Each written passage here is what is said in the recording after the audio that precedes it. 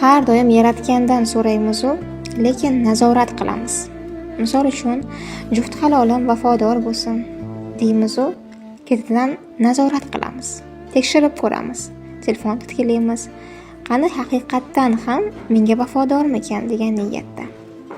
Siz nazoratni o'z bo'yningizga olganligingiz uchun ham duolaringiz ijobat bo'lmaydi. Duo qilib so'radingizmi? Alloh izniga topshiring va hech narsa kutmang.